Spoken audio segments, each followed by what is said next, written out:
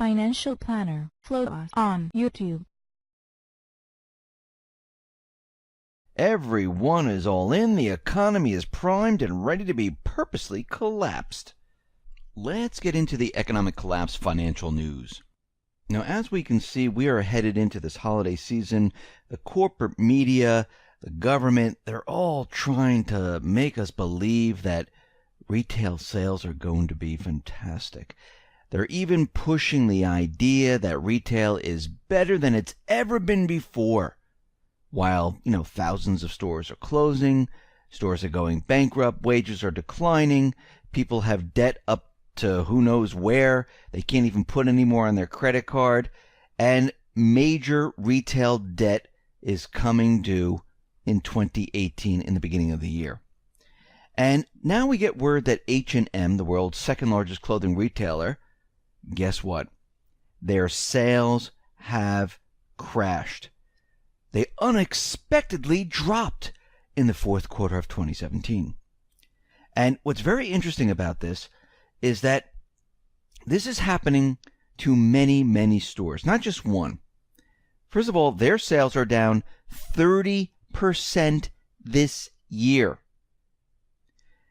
When you see this during the holiday season in the fourth quarter, we've got problems. We saw this back in 2016 during the holiday season when stores during the holiday season, they were declaring bankruptcy because they couldn't make it.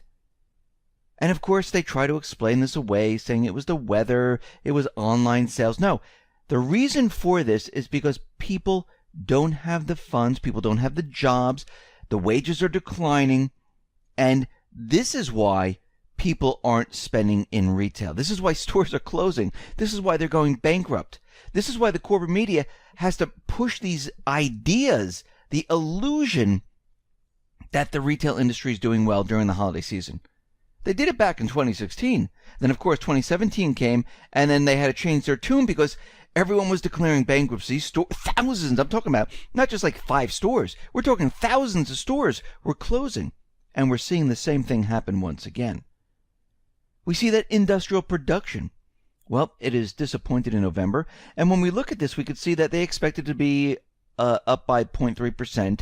It only went up by 0.2%, but a lot of the numbers were revised in October from 0.9% to 1.2%, and they gave a little push to the November number to get very close to the expected number, but it's much lower than that. But what we're seeing here is that the Dow Industrial Average has recovered, and we can see that industrial production continues to lag. Now, we know the Dow Jones Industrial Average, this is manipulated and pushed up very, very high. Industrial production, still manipulated, but we can see that not as much because there's just so much they can do. And we see that industrial production really hasn't moved anywhere since 2014.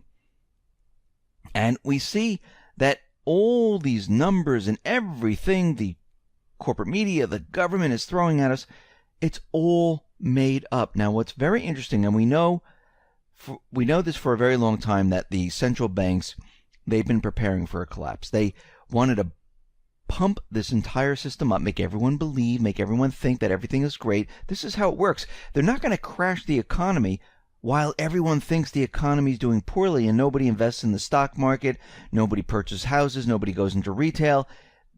It wouldn't make sense, because to rob you of your wealth, they need everyone all in. How else do you do this? You can't say, okay, listen, the economy is not doing great. It's doing very poorly. Make sure you don't invest in the stock market. Make sure you don't purchase bonds. Make sure you don't buy houses. You don't shop in retail. Make sure you don't do any of these things and then crash the economy. Well, that wouldn't make sense for the central bankers because their job is to rob you of your wealth. And the only way to do this is to get you all in, to make you believe and think that the economy is doing well. So you go ahead and you spend as much as you possibly can, put it on your credit card, invest in the stock market, purchase the home, purchase the car, go back to college. And remember, all this has to do with taking out debt, because this is what they really like. This is how they get you into the system. This is how they fool you. And what's very interesting is JP Morgan came out and they said, this is fascinating because it looks like at this moment, everyone went all in. Now, what do they mean by that? They're saying that everyone is all in stocks, and it's not just retail investors. U.S. households, mutual funds, hedge funds, pensions, sovereign wealth funds, you name it, everyone is all in. Now, starting with retail investors, you can notice the margin debt as measured as a percentage of market capitalization is at its highest point ever, which includes the 2000 tech bubble.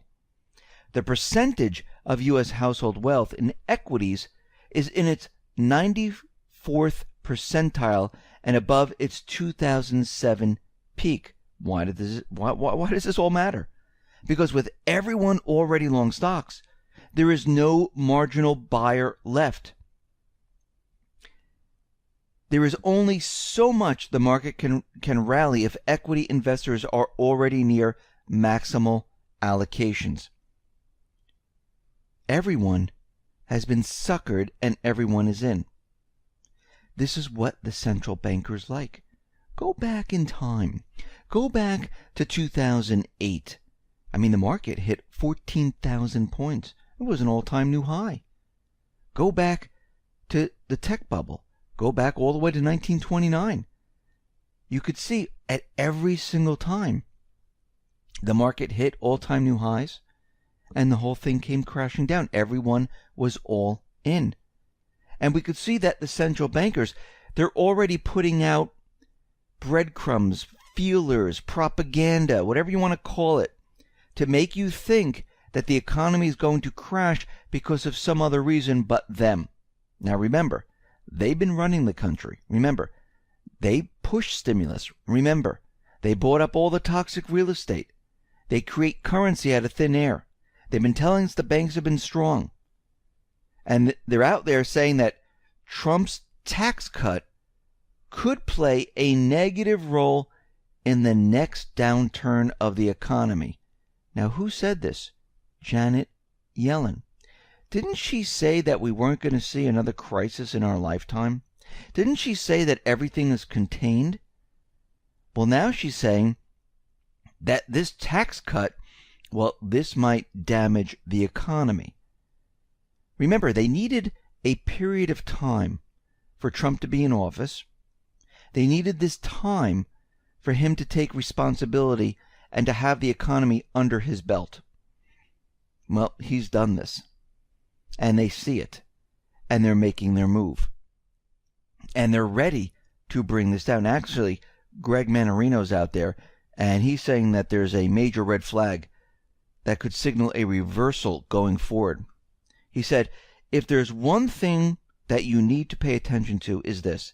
Savage bond buying occurred today in an attempt to reprop up the stock market, and it didn't work. They're trying to play a game here, and it's been working time and time again, without fail, every single time except for today. It has worked. They are buying bonds here at a feverish pace, and it failed to prop up stocks. He said that to me is a red flag. The question is not when we will enter a collapse. We are already in the midst of the economic collapse. The real question is, when will the uneducated and the biased finally notice? They will notice when the market comes down, because that is the last thing the central bankers have, and that is the signal that the economy is not doing well, that something just happened, that we crashed. But if we look back in time, and we look back years ago, we know it just didn't happen at that point. It's been happening. They set up this illusion. GDP was manipulated. Unemployment was manipulated. Retail numbers are manipulated. It's all manipulated to make you think that everything is great. They pumped up the housing bubble in 20 cities. Banks were told to keep the houses off the market, to push the prices up. All of it was to make you think, and they needed a huge amount of time because this was a huge crash in 2008. They needed to push stimulus to create these bubbles. And they needed time for everyone to believe that things were okay. You just can't do it in a year or two when everyone's losing their job, when everyone's not feeling that great, when companies aren't expanding, when the housing market is a disaster. It takes time to overcome that, which takes about 2-3 years. And then you need another 2-3 years to build the bubbles up. Then you need another 2-3 years to make everyone feel great, to make everyone feel like the economy is incredible. And here we are at this point. And we could see right now that they're ready to purposely bring down this economy. Remember, the central bankers have plans. They know this system can't last any longer. That's why they went to stimulus. That's why they went to negative interest rates. They know they need to create an event. They need something to distract everyone, to shift, to take what we have today and transition us into a new system. It's the Great Transition. You heard of the Great Recession of 2008? This is going to be the Great Transition of maybe 2018 or 2019. And everyone is going to feel it this time. Everyone is going to realize something just happened. I mean, there was a huge percentage that felt it in 2008, 2009. This time, everyone's going to feel it. And people are going to say, what just happened? And those who are not prepared, those who aren't ready, those who are sitting there on the sidelines going, it's going to be okay. I have my cash. I have my bank accounts. The government, the Fed, they told us everything is great. I have my paper or my digital number in my account. They told me everything was great. Well, remember the people in Cyprus and Greece where they were told time and time again, everything will be fine. You're not going to lose anything. Everything will be great. And then all of a sudden in Cyprus, a bank holiday came. And people were shut out of their accounts. That was a test case. The same thing's going to happen here. People who don't think that anything's going to happen, who've been waiting and waiting, thinking that, why should I act now? Why should I do anything? The economy's doing well. I have time. Well, guess what? Think about those times, and those people who know what I'm talking about, who dealt with the different hurricanes, when you tried to get fuel at the last minute before the hurricane hit. There were lines that you couldn't even see the end of. And when you finally reached the gas pump, they said they were out of fuel. What do? Well, you waited. You thought everything was going to be great. You thought everything was going to be fine. There'd be no one at the gas pump. When this hits, and it's going to hit, just like back in the 70s when we were coming onto the system and we had the gas crisis because they told us there were shortages. You know, people were like, whoa, wait a minute, there's shortages? Wait, I got to run to the gas pumps. Well, no. Now you have to look at the red and green flags or the odd and even license plates, and you only can go at certain times. And there were lines. And sometimes the fuel ran out. But of course, we were coming on to a new petrodollar system at that time, coming off the gold standard. Now we're transitioning to a whole different system that is not here in the United States. And if we saw the gas crunch, the gas crisis in the 70s, and a lot of people didn't have jobs, we saw high inflation, we're seeing everything the opposite now. What do you think is going to happen when everything is transitioned over to China? Guess what? All those products, the fuel, everything that you've come to know is going to disappear. It's going to halt. Everything's going to stop. And those people who aren't prepared, they're going to be scrambling all over the place. Those people who are prepared, well, they'll be ready for it. They'll understand that this is actually happening. They've already made preparations to deal with it. This is going to be the difference. So, whatever you're doing, I would prepare for what is coming. And the time period is getting closer and closer because we can see already they're out there telling you everyone is all in.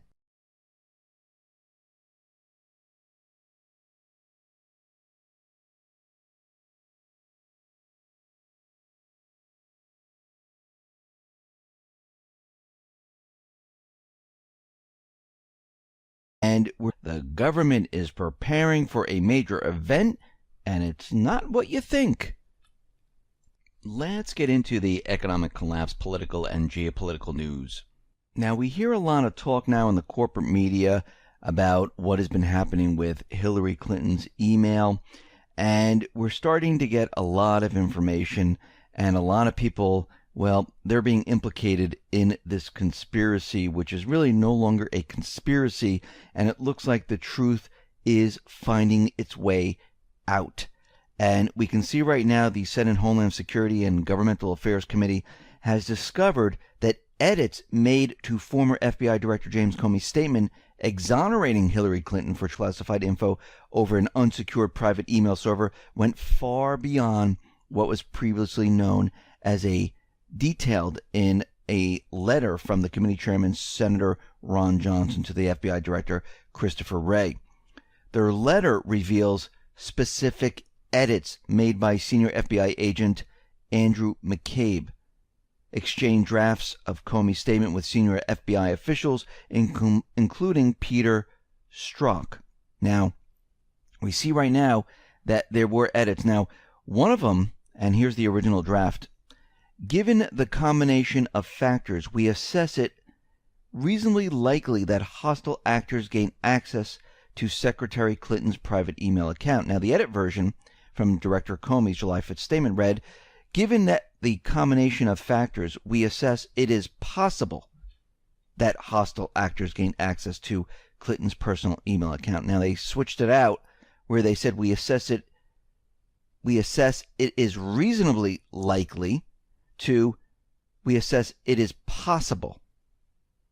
And we could see that they've made many of these edits throughout the entire email.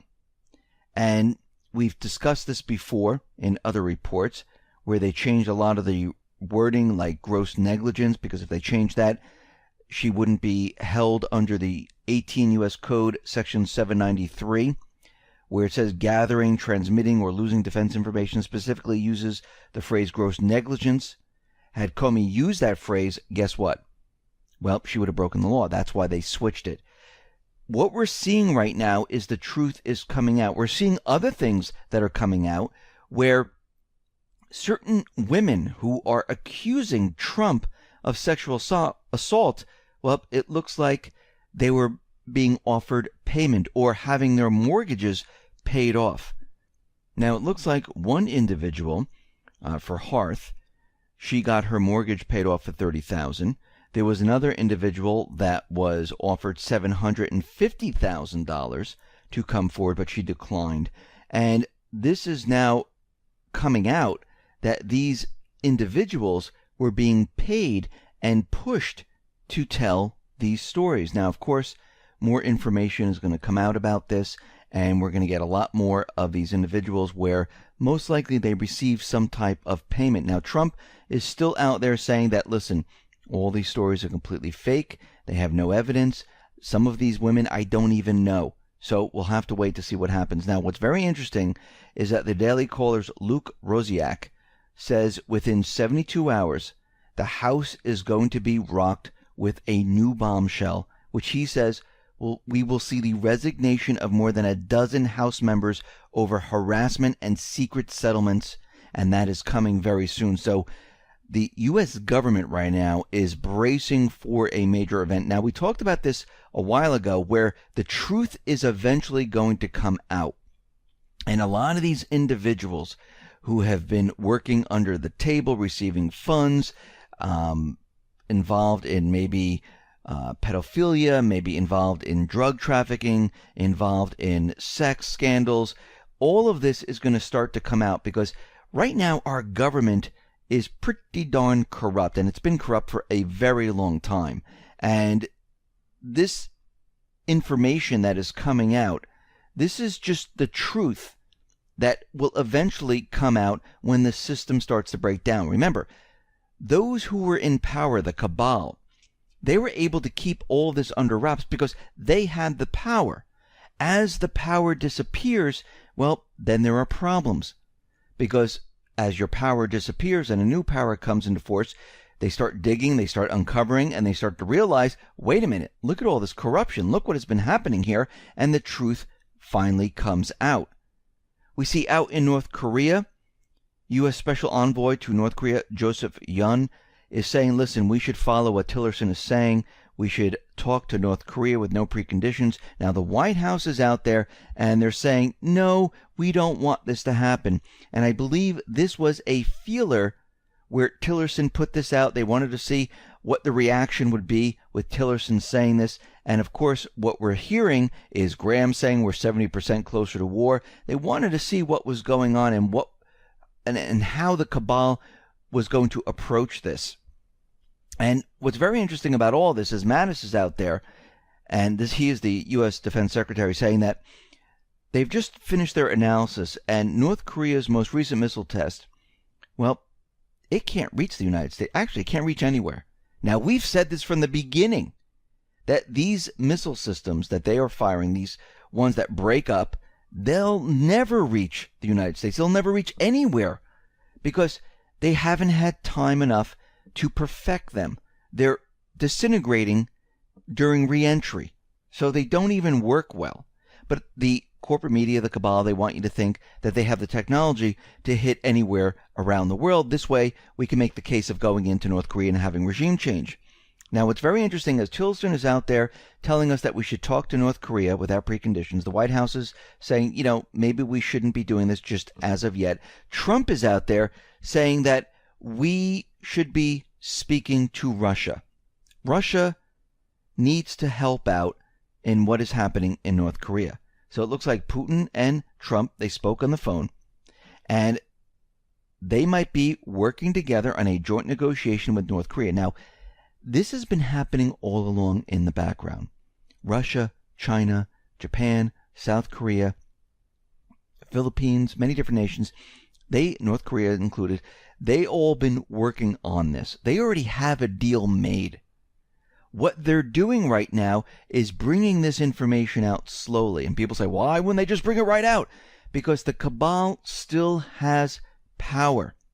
This is why they put out a feeler with Tillerson, because they don't want the cabal to react. And they know the cabal would and will create an event. Because if they feel like everything is going to be destroyed and everything that they're doing is not going to work out, they would create this event. This is why we had Trump and Tillerson playing good cop, bad cop.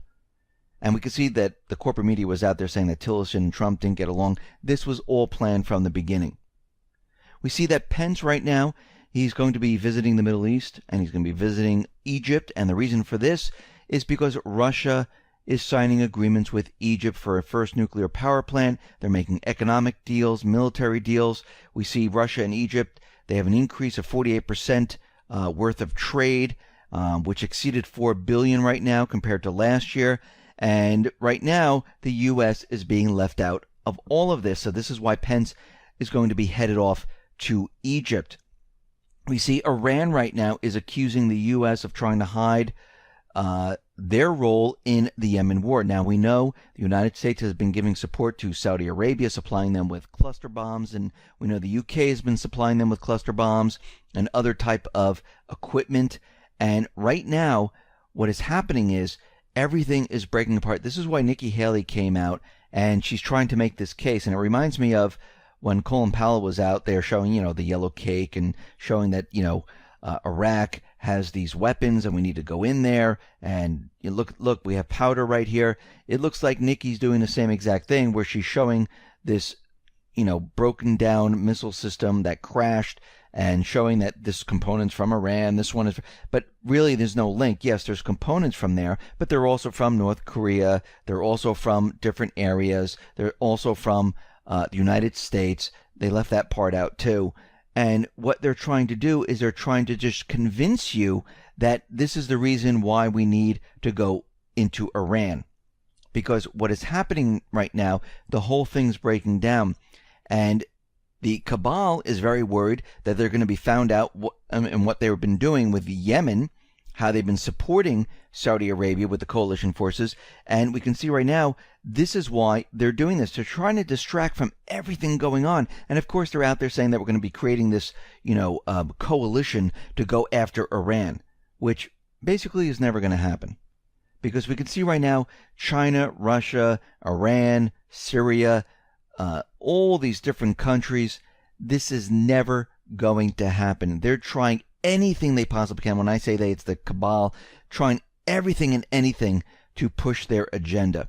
Now, I remember back in 2015, or 2013, 2014, 2015, when we saw the Islamic State, and we reported that the Islamic State was receiving weapons from the United States, that there was really no Islamic State. It was all the same group, and they just called them all different names, and they just, shipped the weapons in. They had Toyota trucks. They had everything. The CIA was providing all of this. And of course, back then, the mainstream media, back in 2013, they called it a conspiracy theory, that these tinfoil hat ridiculous people are out there saying that the United States has been supplying weapons to the Islamic State. Well, now in 2017, they came out with a headline, ISIS got a powerful missile the CIA bought. Now, of course, what they're saying is they really shipped them to the moderate rebels, and then the Islamic State got the weapons. Well, we know that this isn't true.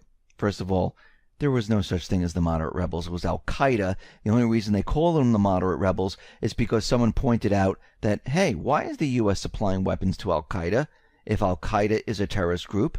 And they said, oh, no, we're not supplying them to Al-Qaeda. We're supplying them to the moderate rebels. These are all the same paid mercenaries. And what's happening is they're getting caught in their lies. So they need to come up with headlines to explain it away. And what's going to happen is they're going to have to explain that lie away, because more of the truth is going to come out. I mean, go back in time, back to 2015. The Daily Beast wrote the following headline: the ISIS conspiracy that ate the web. That the United States is supplying weapons to the Islamic State. It's a conspiracy. And the web is going crazy over this ridiculous fake story. Now, once again, what is the fake story? Was it the corporate media going back in time telling us that this was a conspiracy theory? Yeah. But back then, that would have been fact check, and that would have been the real story, which it was the real story. The alternative media, that was the fake stories. Now, we come to find out the alternative media was telling the truth, and the corporate media was lying. Well, the corporate media receives their information from the intelligence community, and they're just puppets, and they just repeat whatever they're telling them to repeat. And we need to remember, ISIS is controlled by the U.S. and NATO. And we need to point out that the Islamic State is not some shadowy force that emerged from the caves of Afghanistan to form an effective military force. They were created, they were trained, they were funded, they were supplied. And this was by Israel, Saudi Arabia, Qatar, U.S., all the coalition forces. They were handling all this. We see Russia right now is confirming that the S-400 and the Pantsir S anti-aircraft weapons, well, they're not part of the withdrawal of their equipment. That is staying in Syria to protect Syria from invasion from the U.S., Israel, and the coalition forces. We see Lavrov is saying that Russia, Iran, and Turkey, they agree on goals in Syria, where the country is going to stay as one. Assad is going to be the leader. We're going to have elections. And all this talk about Assad must go is down the tubes, because we can see already the Trump administration already admitted that in 2021 that Assad will be the leader of Syria. So the plans of the cabal are falling apart very rapidly. And you can see the chaos is continuing. You see the truth is emerging. And we're going to see many more things happen at the end of this year, beginning of next year, because as more of the truth comes out and they run out of time, all they're going to do is push their agenda forward.